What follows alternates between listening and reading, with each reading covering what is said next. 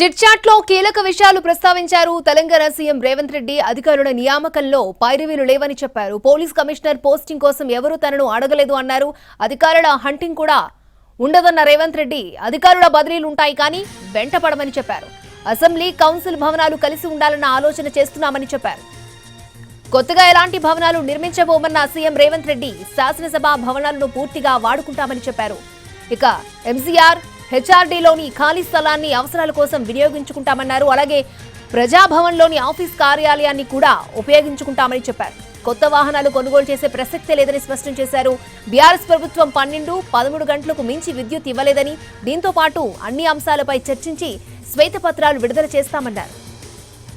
ఇక రేపు బీఎస్సీ సమావేశం జరుగుతుందని, ఆ సమావేశంలో శాసనసభ సమావేశాల ఎజెండాపై నిర్ణయం తీసుకుంటామని చెప్పారు.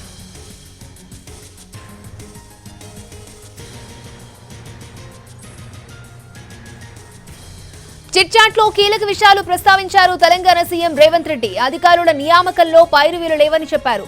పోలీస్ కమిషనర్ పోస్టింగ్ కోసం ఎవరూ తనని అడగలేదన్నారు.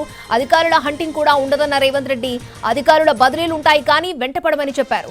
అసెంబ్లీ కౌన్సిల్ భవనాలు కలిసి ఉండాలన్న ఆలోచన చేస్తున్నామని వివరించారు. కొత్తగా ఎలాంటి భవనాలు నిర్మించబోమన్న సీఎం రేవంత్ రెడ్డి శాసనసభ భవనాలను పూర్తిగా వాడుకుంటామని చెప్పారు.